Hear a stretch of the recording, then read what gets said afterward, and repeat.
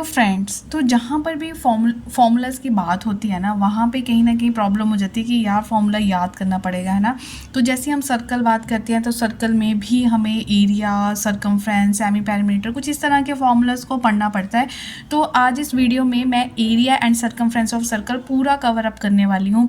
एक मैंने इससे पहले जो सर्कल के ऊपर वीडियो अपलोड की हुई है, जिसमें जितने भी आपके पटवारी में पूछे गए जितनी भी कि कोड क्या होता है, आर्क क्या होती है, सेक्टर क्या होता है, वो मैंने पूरा एक्सप्लेन डेफिनेशन के साथ कर रखा है। तो उसका लिंक आपको मिल जाएगा डिस्क्रिप्शन बॉक्स में। तो आज मैं पूरा जो इम्पॉर्टेंट क्वेश्चन, अगर आप पूरा ये वीडियो को देख लेते हो ना, तो मैं श्योरिटी के साथ कहती हूँ कि कभी भी एरिया और सरकमफ्रेंस पे आपके एग्ज़ाम में, किसी भी कॉम्पिटिटिव एग्जाम में अकेला पटवारी नहीं पूछा जाता है। तो कभी भी आप गलती नहीं करोगे। तो वीडियो को अंत तक ज़रूर देखिए और अपने नोट्स को बनाते जाएं। तो स्टूडेंट्स, स्टार्ट करती हूँ सर्कल से। तो जो सर्कल है एक गोला है, ठीक है। तो इसके ऊपर जितने मैक्सिमम क्वेश्चन पूछे जा सकते हैं ना, वो मैंने सारे कवर अप किए हुए हैं। सर्कल का ये जो बीच वाला बिंदु होता है, इसको स्टूडेंट्स हम क्या बोलते हैं? सेंटर। इसको हम बोलते हैं सेंटर। और जो ये सर्कल बनता है, इस सर्कल के ऊपर इतने सारे पॉइंट्स हैं, इतने सारे पॉइंट्स है ना कि हम इनको काउंट ही नहीं कर सकते। इसका मतलब इन्फिनाइट नंबर ऑफ पॉइंट्स है एक सर्कल के ऊपर, ठीक है। और कोई भी एक आप इंडिविजुअल अगर पॉइंट उठा लेते हो और इस सेंटर से इसकी दूरी देखते हो, और कोई और इंडिविजुअल पॉइंट उठा लेते हो, जितना भी मैं बोल रही हूँ ना, आगे देखें आने वाले क्वेश्चंस में सब कवर अप होने वाले हैं जो प्रीवियस ईयर्स में पूछा गया है, ठीक है। इस इंडिविजुअल पॉइंट को उठाया, इसको सेंटर के साथ जोड़ दिया, किसी और इंडिविजुअल पॉइंट को उठाया, इसको सेंटर के साथ जोड़ दिया। तो कहने का भाव ये है कि सेंटर से किसी भी इंडिविजुअल पॉइंट की जो दूरी होती है वो सेम होती है, ठीक है। कोई भी पॉइंट ले लो, उसको आप सेंटर के साथ जोड़ दो तो उसकी दूरी क्या होती है? सेम होती है। और स्टूडेंट्स, मेन पॉइंट ये है यहाँ पे कि जो इंडिविजुअल ये पॉइंट है जो सर्कल के ऊपर है और ये सेंटर है, इसको हमने एक नाम दे रखा है जिसको हम बोलते हैं रेडियस। रेडियस का मतलब क्या होता है स्टूडेंट? त्रिज्या। त्रिज्या क्या होगी? अगर डेफिनेशन आ जाए, कुछ भी आपसे ऑप्शन दे दी जाए, तो आपको क्लियर होना चाहिए कि सर्कल के ऊपर एक पर्टिकुलर पॉइंट और सेंटर के बीच की दूरी को हम क्या बोलते हैं? रेडियस बोलते हैं। और सर्कल का रेडियस, जितने मर्जी आप सर्कल में रेडियस ड्रॉ कर लो, हर किसी की दूरी क्या होती है? सेम ही होती है। सपोज अगर ये 5 सेंटीमीटर है तो ये भी 5 सेंटीमीटर होगा, ये भी सारे रेडियस क्या होंगे इस सर्कल के? 5 सेंटीमीटर ही होंगे, ठीक है। उसके बाद अगर आप इस छोटी छोटी चीज़ों को मिस कर दोगे ना, तो आपको क्वेश्चंस करने में बहुत प्रॉब्लम आएगी। देखो स्टूडेंट, ये तो इतनी लाइन मैंने मारी तो ये हो गया रेडियस। अगर ये सेंटर से लेके यहाँ तक, अगर सेंटर को ये क्रॉस करते हुए दूसरे इंडिविजुअल पॉइंट को लाइन टच कर देती है, मतलब ये हो गया सेंटर, आधा रेडियस, ये एक रेडियस, ये एक रेडियस, ये मतलब एक आर, ये एक आर, ये अब ये 2 आर बन गए। आर प्लस आर क्या हो गया? 2 आर। 2 आर को मिलकर बनते हैं, क्या बनता है? डायामीटर, जिसको हम क्या बोलते हैं हिंदी में क्या बोलते हैं? व्यास। व्यास बोलते हैं ना। तो डायामीटर बनता है। तो डायामीटर किसके बराबर होता है स्टूडेंट्स? 2 रेडियस को जोड़ के एक क्या बनता है? डायामीटर। तो यहाँ से एक चीज़ और निकल गई कि जो रेडियस है वो, अगर आपको डायामीटर गिवन है, आपको रेडियस निकालना है, तो आप पूरे डायामीटर का आधा कर दो, हाफ कर दो, तो आपके पास क्या आ गया स्टूडेंट्स? रेडियस आ गया। तो रेडियस और डायामीटर के ऊपर ही आज एरिया और सरकमफ्रेंस के क्वेश्चंस होने वाले हैं। तो स्टार्ट करती हूँ प्रीवियस ईयर के क्वेश्चंस के साथ। कहीं भी पसंद आए उसी टाइम लाइक को बटन को आपने हिट कर देना है, नहीं हो तो सब्सक्राइब कर लेना है। जरूरी नहीं पटवारी में, मोस्टली जो मैं अभी करवा रही हूँ मेरी पटवारी की वीडियोस है, प्लेलिस्ट डिस्क्रिप्शन बॉक्स में मिल जाएगी। लेकिन किसी भी कॉम्पिटिटिव एग्जाम, सेंटर से लेकर स्टेट तक के लिए मैथ्स तैयार कर रहे हो तो मेरा ये चैनल आपके लिए बहुत हेल्पफुल है। तो जल्दी से रिपी मैथ्स को आप क्या कर लें? सब्सक्राइब कर लें। तो स्टूडेंट, क्वेश्चन की तरफ जाने से पहले हम 2 फॉर्मूलाज को अच्छे से पढ़ लेते हैं कि एरिया ऑफ सर्कल क्या होता है। एरिया ऑफ सर्कल का फॉर्मूला लिखने से पहले मैं आपको ये बता देती हूँ एरिया हम किसको बोलते हैं। स्टूडेंट, अगर मेरे पास ये एक सर्कल है, अब इस एरिया को हम हिंदी में क्या बोलते हैं? क्षेत्रफल। किसका? सर्कल का। क्षेत्रफल किसका? सर्कल का। सर्कल क्या होता है? वृत्त, है ना। तो मतलब इस सर्कल ने कितनी जगह को घेर कर रखा हुआ है, वो इसका क्षेत्रफल हो गया, ठीक है। इस सर्कल ने कितनी जगह को ऑक्यूपाई कर रखा है, वो हमारा क्या हो गया? एरिया हो गया। एरिया के लिए जो फॉर्मूला होता है वो होता है पाई आर स्क्वायर। क्या होता है? Pi r square. और यहाँ पे जो पाई की वैल्यू होती है, according to the need of the question, आप 22/7 भी ले सकते हो और 3.5 1/4 भी ले सकते हो। अगर कोई क्वेश्चन आता है कि पाई किस तरह की टर्म है, कि एक रैशनल टर्म है या इरैशनल टर्म है, तो पाई आपको हमेशा याद रखना है, pi is a irrational term. Irrational term means वो टर्म्स जो क्या होती है, non terminating and non repeating. ठीक है, जब आप 7 को 22 इस तरह से डिवाइड करोगे तो ज़रा डिवाइड करके देखो, 3.1428 ऐसे ना, मतलब कहीं भी नहीं रुकेगा, ये चलता जाएगा। नहीं रुक रहा तो हमने इसको बोल दिया नॉन टर्मिनेटिंग, और नंबर्स रिपीट नहीं हो रहे तो हमने इसको बोल दिया नॉन रिपीटिंग। तो पाई को भी याद रख लो, क्योंकि ये भी कॉम्पिटिटिव एग्जाम में काफ़ी बार क्वेश्चन आ चुका है कि क्योंकि नंबर सिस्टम आपके सिलेबस के पार्ट है कि पाई कैसी टर्म है। तो पाई एक इरैशनल टर्म है। इरैशनल नंबर कौन से होते हैं, जो non terminating and non repeating होते हैं। फिलहाल आप यहाँ पे फोकस करोगे एरिया ऑफ सर्कल के ऊपर, कि एरिया ऑफ सर्कल का फॉर्मूला क्या होता है, पाई आर स्क्वायर। ठीक है, नेक्स्ट फॉर्मूला जिसके ऊपर मेन फोकस रहेगा वो है circumference of circle. Circumference of circle को स्टूडेंट्स कहीं कहीं सर्कमफ्रेंस लिखा होगा, कहीं कहीं पेरीमीटर लिखा होगा, जिसको हम हिंदी में बोलते हैं परिमाप, वृत्त का परिमाप। सर्कमफ्रेंस होता क्या है, उससे पहले फॉर्मूला देख लो, 2 r है ना, 2 इंटू पाई की जगह 22/7, r यहाँ पे हमारा क्या हो गया, त्रिज्या, जो भी क्वेश्चन में गिवन होगा। अब जैसे मैंने एक ना रस्सी ली, रस्सी का आपने क्या बना लिया, एक सर्कल बना लिया। ठीक है, यहाँ से शुरू किया, ऐसे रस्सी को मोड़ा और यहाँ तक आपने एक सर्कल बना लिया। अब आपने देखना है कि इस सर्कल को बनाने में इसकी लेंथ कितनी है, कितनी रस्सी यूज़ हुई, मीन्स आपने क्षेत्रफल का होता है कि कितनी जगह घेरी, और सर्कमफ्रेंस की बात हो रही है कि जिससे आप वो सर्कल बना रहे हो उसकी लेंथ कितनी है, उसकी लंबाई कितनी है, तो वो हमारा होता है सर्कमफ्रेंस। ठीक है, जैसे ये गोलाकार नहीं बोलूँगी, वृत्ताकार एक खेत है, तो आपने इसको बाड़ लगानी है ऐसे वृत्त सर्कल की फॉर्म में, तो आपको तार की ज़रूरत पड़ेगी कि आप कितनी तार यूज़ करोगे, उसकी लेंथ कितनी है तार की, मीन्स आप उस खेत का सर्कमफ्रेंस निकाल रहे हो। तो जल्दी से अगर आपने तार खरीदने जाना है, आपने लेंथ पता करनी है, तो 2πr करके पता कर लो, है ना, कि कितनी लंबाई यूज़ होने वाली है। तो ये फॉर्मूला है सर्कमफ्रेंस ऑफ सर्कल का। तो स्टूडेंट ये है प्रीवियस ईयर का क्वेश्चन जो 2012 में पटवारी के एग्ज़ाम में पूछा गया है। क्वेश्चन में क्या दे रखा है, एक व्यास दे रखा है, व्यास का मतलब होता है डायामीटर।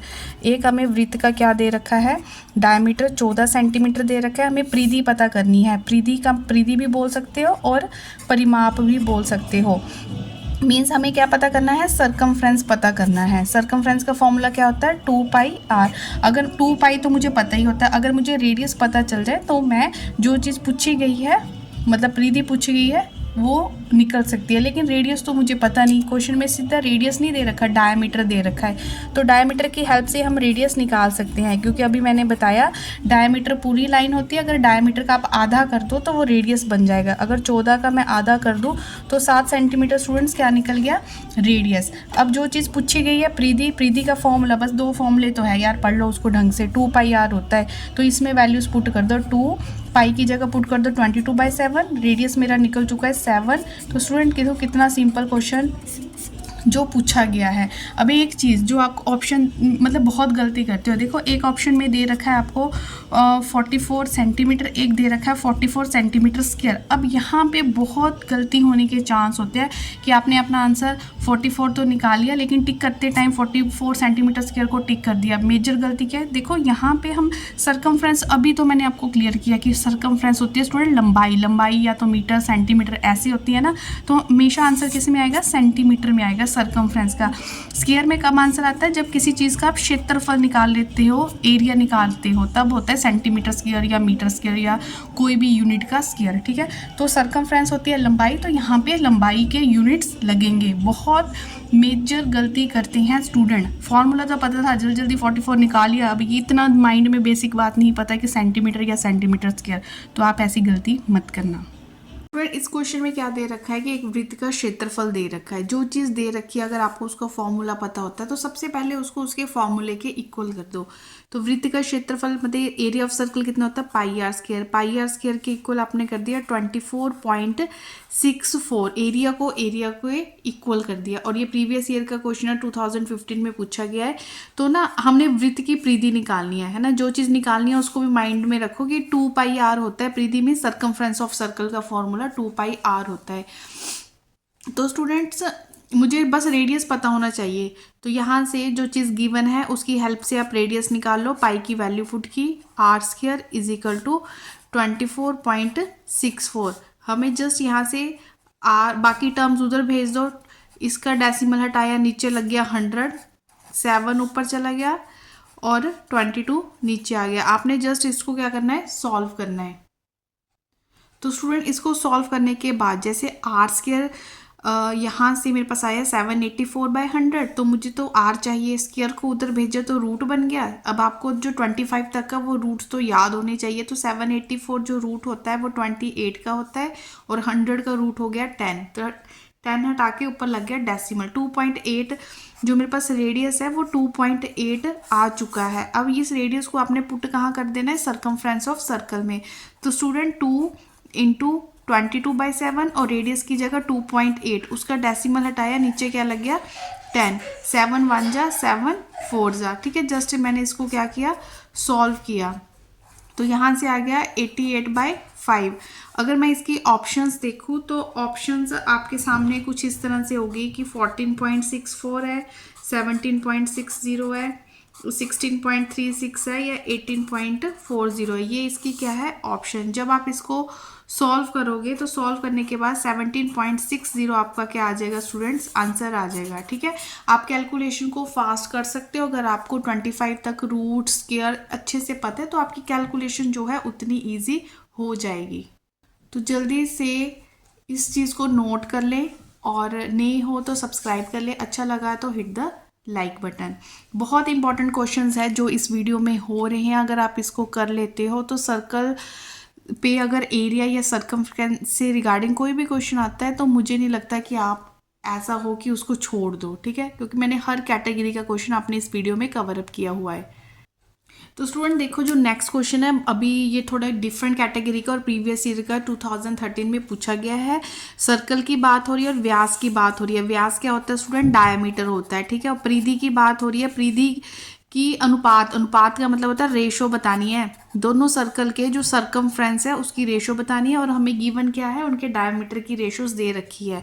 तो मतलब ये इसकी ऑप्शंस है, हमें आंसर क्या है, रेशो में ही देना है। तो देखो डायमीटर की रेशो, पहले 2 वृत्त है तो पहले सर्कल के लिए मैंने D1 ले लिया, दूसरे सर्कल के लिए क्या ले लिया, D2। तो पहले सर्कल का डायमीटर 8 दे रखा है, दूसरे का डायमीटर कितना दे रखा है 10। इसको सिंपलेस्ट फॉर्म में कर लो, 2 4 जा 2 5 जा, तो डायमीटर की रेशो आ गई 4:5। स्टूडेंट हमें क्या पता करनी है, परिधि का फॉर्मूला क्या होता है 2πr। तो 2 सर्कल है, पहले का रेडियस r1 ले लो, इसको भी रेशो में लिख लो, दूसरे का रेडियस कितना ले लो r2। 2π कैंसिल हो गए, तो r1:r2। मतलब देखो स्टूडेंट मेरे पास डायमीटर जो है वो कितना आ गया, डायमीटर जो है वो 4 और 5 आ गया, ठीक है। अब मुझे यहाँ से क्या निकालना है, चाहे आप इसको काटो मत, इसको काटना नहीं है, सिंपलेस्ट फॉर्म में मत लिखो, इसको 8 और 10 ही रहने दो। डायमीटर जो गिवन है 8 सेंटीमीटर है और 10 सेंटीमीटर है। तो स्टूडेंट डायमीटर की रेशो इतनी है, मुझे यह चीज़ फाइंड आउट करनी है। मुझे पता है जितने डायमीटर होता है डायमीटर का आधा कर दो तो वो क्या होता है, रेडियस। तो अगर डायमीटर यहाँ पे 8 है तो ये कितना हो गया, 4 हो गया। अगर डायमीटर यहाँ पे 10 है तो उसका हाफ कितना हो गया, 5 हो गया। तो ये इसका 4:5 क्या है, आंसर आ चुका है। आई होप आपको क्लियर हो गया होगा कि हमने यहाँ पे क्या डायमीटर की रेशो लिख दी, डायमीटर की रेशो की हेल्प से हमने क्या निकाल लिया, रेडियस की रेशो निकाल ली। रेडियस की रेशो क्या होती है, डायमीटर का आधा। तो 8 है तो वो 4 हो गया, ये 10 है, ये मतलब आप ऑरली इसको कर सकते हो। ऑप्शन आपको 4:5 दिख रहा है। और यहाँ पे परिधि का अनुपात ज्ञात करना था, परिधि का formula mean circumference of circle 2πr1 ratio 2π तो दोनों साइड कांस्टेंट है, वो कट गए, बचा r1 r2। तो r1 r2 तो d1 d2 की हेल्प से मिल चुका है, आंसर आपके सामने है। ये भी प्रीवियस ईयर का ही क्वेश्चन है 2016 का, और ये बहुत इंपॉर्टेंट कैटेगरी है, ठीक है। क्वेश्चन देखने में थोड़ा मुश्किल लग रहा है लेकिन मैं इस पे आपको एक शॉर्ट ट्रिक बताने वाली हूँ। देखो रेडियस ऑफ सर्कल कहते हैं अगर 20% कम हो जाता है तो उसका एरिया में भी ऑब्वियस है कमी आएगी। अगर हम इसको बेसिक मेथड से करें तो थोड़ा लेंथी बनता है पर है ईजी है। लेकिन कभी भी इंक्रीज और डिक्रीज पे क्वेश्चन आए, जैसे रेडियस इतना डिक्रीज हो रहा है तो बताओ जी एरिया कितना डिक्रीज होगा, तो वहाँ पे आपने क्या याद रखना है, एक्स, चाहे एक्स बोलो चाहे a plus b plus a b by 100, इस शॉर्ट ट्रिक को आपने याद रखना है। ठीक है, अगर डिक्रीज की बात हो रही है, अब कितना परसेंट डिक्रीज हो रहा है, 20%, तो आपने माइनस का साइन यूज़ करना है। तो आपका ए और जो बी होगा वो क्या होगा, अगर डिक्रीज की बात हो रही है तो दोनों की वैल्यूज कितनी होगी, नेगेटिव। अब कितना डिक्रीज हो रहा है, 20%, इसका मतलब ए भी -20 हो गया और आपका बी भी कितना हो गया, -20 हो गया। तो वैल्यूज पुट कर दो, जितना डिक्रीज बोला है -20, बी की जगह भी क्या आ गया, -20। यहाँ पे ए बी को आप माइनस और माइनस क्या हो जाएगी यहाँ पे प्लस, और ए की वैल्यू 20 है, मल्टीप्लाई 20, यहाँ से आ गया 400/100, है ना, तो ये तो कैंसिल हो गए। तो यहाँ से आ गया -40 + 4, आपका आंसर आ चुका है -36। -36 का मतलब नेगेटिव साइन किसको इंडिकेट करता है, डिक्रीज को, मतलब 30% डिक्रीज, इसको आप ये बोलोगे 30% डिक्रीज। तो ऑप्शन ए आ गया, है ना।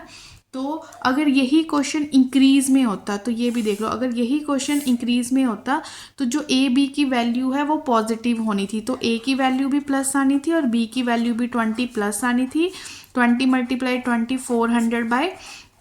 400/100, तो 40 + 4, तो 40% पॉजिटिव है, तो 40% जिस ऑप्शन में इंक्रीज लिखा होगा तो वहाँ से आना था इंक्रीज। तो इस ट्रिक को आप अच्छे से समझ लो, मोस्ट इंपॉर्टेंट ट्रिक है। ठीक है, डिक्रीज बोला हो तो ए बी की वैल्यूज को आपने ऑटोमेटिक नेगेटिव ले लेना है। यहाँ पे ध्यान रखना है कि जब ए बी मल्टीप्लाई हो रही है तो नेगेटिव नेगेटिव पॉजिटिव साइन बनेगा, है ना।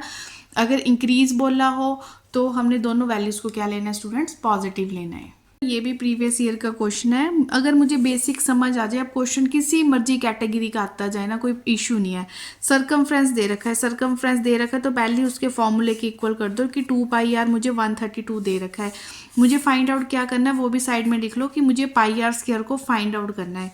तो सरकमफ्रेंस की हेल्प से सबसे पहले मैं क्या निकाल लूँगी स्टूडेंट, रेडियस यहाँ पे निकाल लूँगी, मतलब यहाँ से मैं r की वैल्यू निकाल दूँगी। तो 132 × 7, इसको जस्ट क्रॉस करके हमने क्या किया, सॉल्व। जब आप यहाँ से सॉल्व करोगे तो जो आपका 2 1 6 6 2 1 3, तो 21 सेंटीमीटर आपका क्या आ चुका है, रेडियस। इस रेडियस को आपने एरिया ऑफ सर्कल वाले फॉर्मूले में पुट कर देना है। पाई की जगह 22/7 और ये आ गया 21 और 21, तो ये 3। जब आप इसको सॉल्व करोगे स्टूडेंट तो 1386 सेंटीमीटर में है, तो सेंटीमीटर स्क्वायर ये आपका क्या आ चुका है, आंसर। जस्ट कैलकुलेशन और फॉर्मूले की खेल है और बिल्कुल भी मुश्किल नहीं है। मैं अभी तक का सारे पैटर्न देखते जा रही हूँ कि कोई भी क्वेश्चन बहुत ज़्यादा मुश्किल एग्जाम में नहीं पूछा गया है। तो स्टूडेंट जस्ट आपके लिए मैं ये लिख रही हूँ कि एक JBT का पेपर था और 2013 का पेपर था, और जिसमें ये पूछा गया था कि अगर आप एक पॉइंट लेते हो, ठीक है, how many circles can be drawn passing through one given point. अगर मैं एक पॉइंट लेती हूँ, इस एक पॉइंट से हम कितने सर्कल्स ड्रॉ कर सकते हैं। आपके पास ऑप्शन थी कि 2 सर्कल ड्रॉ कर सकते हो, 0 या इन्फिनाइट सर्कल, और या एक सर्कल, मतलब एक गिवन पॉइंट पे आप कितने नंबर ऑफ सर्कल्स ड्रॉ कर सकते हो। तो स्टूडेंट देखो, एक पॉइंट है और जो सर्कल है इस पॉइंट में से पास होके जाना चाहिए। तो देखो, एक मैंने ऐसे ड्रॉ कर लिया, हो सकता है ऐसे, और सारे इसी में से ड्रॉ हो रहे हैं। इधर को भी मैं कितने सारे ड्रॉ कर सकती हूँ, कितने ही सारे इधर को, मतलब मुझे नहीं पता मैं एक गिवन पॉइंट में से कितने सर्कल और ड्रॉ कर सकती हूँ। तो इसका आंसर आएगा इन्फिनाइट। ठीक है, तो हमेशा याद रखना है कि अगर आपको बोल दिया कि आपको मैंने एक बिंदु दे दिया, अब इसी बिंदु को में से पास होते हुए आप कितने सर्कल ड्रॉ कर सकते हो, तो आप इसका बोलोगे कि इन्फिनाइट नंबर ऑफ सर्कल्स हम ड्रॉ कर सकते हैं। ठीक है, इन्फिनाइट नंबर ऑफ सर्कल्स। तो नेक्स्ट क्वेश्चन भी मोस्ट इंपॉर्टेंट है, जो JBT 2010 में पूछा गया था कि in reference to a circle the value of pi is.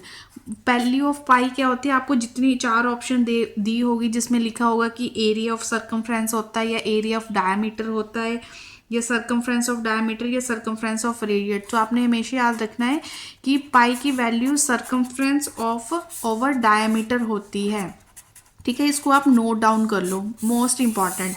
इसको आप क्या कर लो, नोट डाउन। अब देखो अगर आप भूल भी जाते हो तो क्या था, तो देखो निकाल के देख लो। सरकमफ्रेंस का फॉर्मूला कितना होता है, 2πr। और डायमीटर भी क्या होता है, दो रेडियस को जोड़कर ही तो डायमीटर बनता है। 2r इज इक्वल टू, मतलब डायमीटर की जगह आप क्या लिख सकते हो, 2r। यहाँ से 2 आर कैंसिल, पाई बचा ना। तो इसका मतलब पाई कहाँ से निकल के आ रहा है, सरकमफ्रेंस ओवर डायमीटर से निकल के आ रहा है। तो अब तक की वीडियो में मैं इतना ही कर रही हूँ। जो भी क्वेश्चन प्रीवियस ईयर के बच रहे हैं वो, और जो भी सर्कल जो भी आपके सिलेबस में मेंशन है उसका जितना भी पोर्शन बच रहा है वो हम नेक्स्ट वीडियो में करने वाले हैं। और नेक्स्ट वीडियो में सर्कल सारा ख़त्म, ठीक है। तो एक मैंने बहुत पहले प्लेलिस्ट में आपको सर्कल की वीडियो मिल जाएगी, एक वीडियो ये अब आपके सामने आएगी, और एक वीडियो और होगी सर्कल पे। इन 3 वीडियोस को करने के बाद, देखने के बाद जो भी आपका सर्कल का टॉपिक है वो सारा ख़त्म हो जाएगा। मतलब फिर आपको ज़्यादा इधर उधर देखने की ज़रूरत नहीं है, क्योंकि मोस्ट इम्पॉर्टेंट क्वेश्चंस और टॉपिक मैंने अपनी 3 वीडियोस में कवर अप कर लिए होंगे, ठीक है। तो स्टूडेंट, अगर आप पूरी प्लेलिस्ट को देखना चाहते हो तो प्लेलिस्ट को देखो, अपने नोट्स बनाओ पटवारी एग्ज़ाम के लिए या other competitive exam, JBT, KVS, police के निकलते हैं, फॉरेस्ट गार्ड के निकलते हैं, टेट है, जेबीटी है।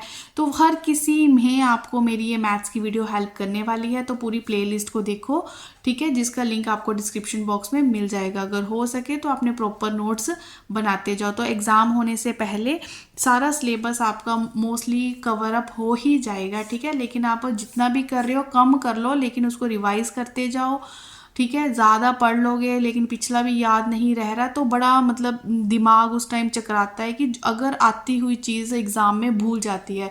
तो अब बहुत टाइम मिल रहा है हमें, बहुत ज़्यादा। हर अपना जीके वाला पोर्शन, इंग्लिश वाला, रीजनिंग वाला, हर चीज़ को स्ट्रॉन्ग रखो, रिवाइज करते जाओ, ठीक है। एक हैबिट के साथ पढ़ो। तो इसी तरह की वीडियो में अब फिर मिलते हैं, तब तक टेक केयर।